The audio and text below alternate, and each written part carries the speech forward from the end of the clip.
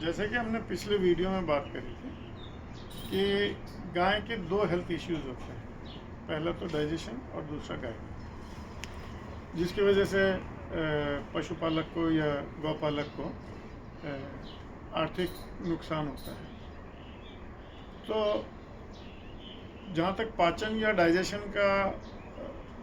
सवाल था, उसके बारे में तो हम पिछले वीडियो में बात कर चुके हैं। आज हम बात करेंगे जो मेरे अनुभव में आया है गाय के गायनिक प्रॉब्लम, प्रजनन की जो समस्या है उसमें। देखिए, बछड़ी की स्टेज में सबसे पहले हमको एक चीज़ का विशेष ध्यान रखना चाहिए कि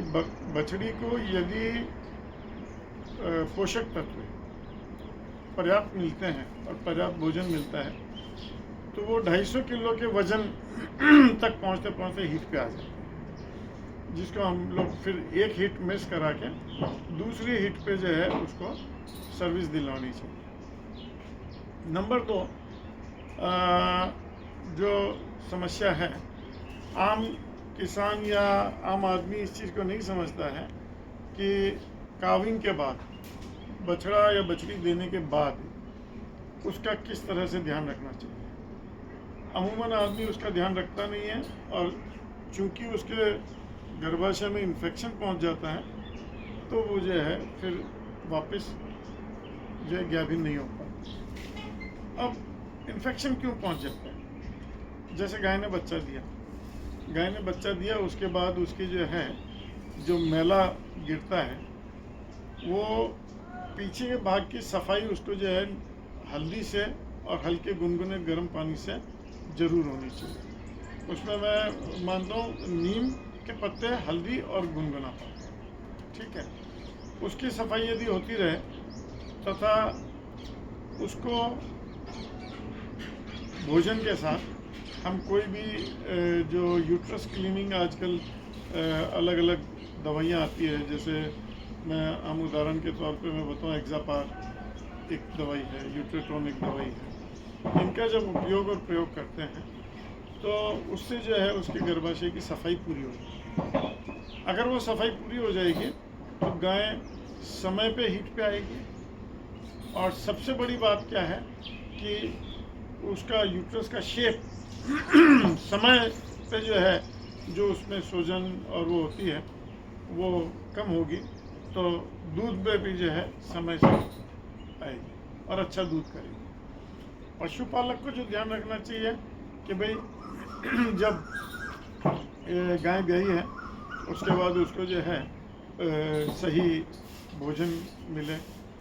सही उसको जो है इस तरह की देख रेख रखे कि भाई पीछे जब भी बैठती है साफ़ सफाई रहे, तो कोई भी ज़मीन से जो है बैक्टीरियाज उसके जो है अंदर नहीं जाने चाहिए। और सही खाने पीने को मिलेगा और उसका अगर डाइजेशन पे ध्यान दे देगा कि भाई उसको ईस्ट देना है या, तो उसकी खुद की जो है रोग प्रतिरोधक क्षमता बढ़ जाती है और उसके बाद जो है वो समय पे हीट पे आती है। अब आती है बात कि ये तो उसकी देख रेख। दूसरी जो मैंने अभी तक अनुभव की है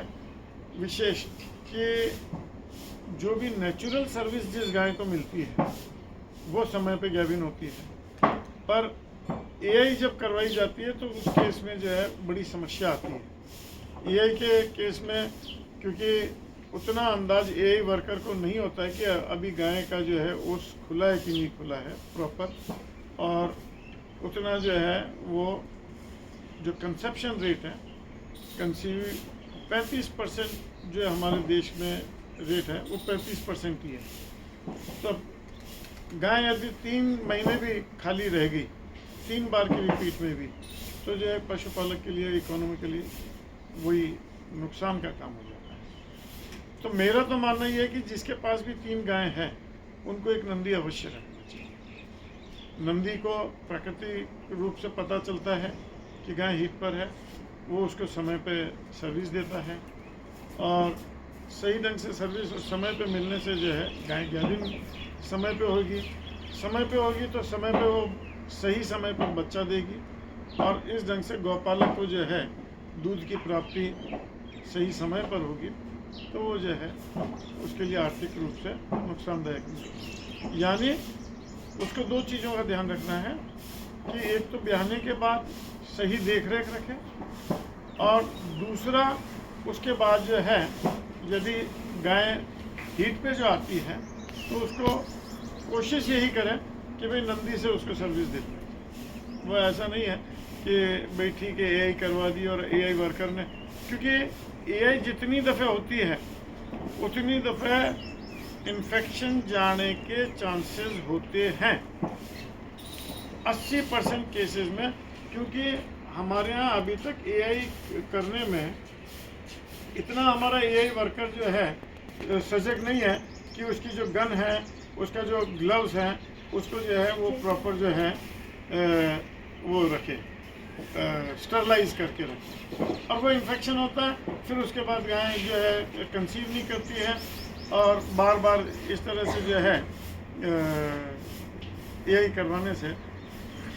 जब गाय कंसीव नहीं करेगी और ज़्यादा दिन तक खाली खड़ी रहेगी तो पशुपालक को जो है नुकसान, गौपालक को खिलाना तो वैसे का वैसे ही पड़ेगा।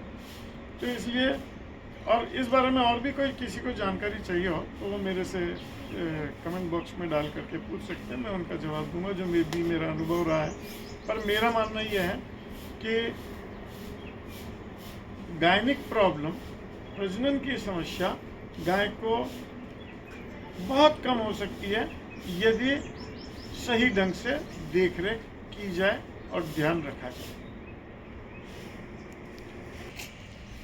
ये आप देखेंगे अभी जैसे मैं आपको बता रहा था कि प्रजनन, अब इन गायों को यहाँ पर इसीलिए रखा गया है कि इन गायों का अभी अगले 1.5 महीने के अंदर अंदर ये सभी बच्चा देने वाली हैं।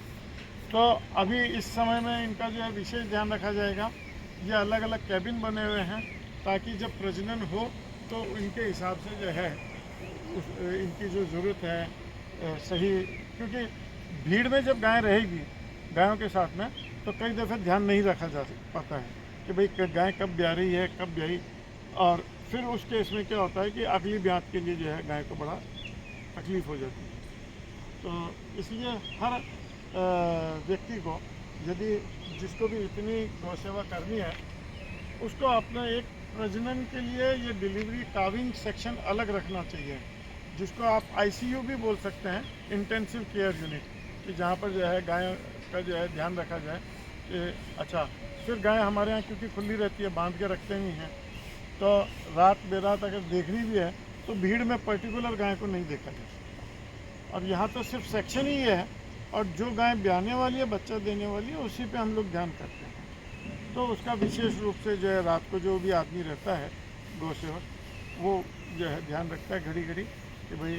कहीं वाटर बैग फूटा तो नहीं है, और अगर वाटर बैग फूट गया है तो उसका, अगर आधे घंटे में बच्चे के पाँव बाहर नहीं दिख रहे हैं तो तुरंत उसको चेक करके और बच्चे को खींच लिया जाए, वरना बच्चा पानी पी जाएगा तो फिर उसके मरने की संभावना है बाहर निकालने से, क्योंकि फेफड़ों में पानी चला जाएगा, रेस्पिरेशन प्रॉब्लम हो जाएगी, और अगर बच्चा मर गया तो फिर वापस वही गाय दूध नहीं देगी। तो इन बातों का ध्यान रखने की वजह से हम लोगों ने ये इंटेंसिव केयर की, तो ये सभी को इस बात का ध्यान रखना चाहिए।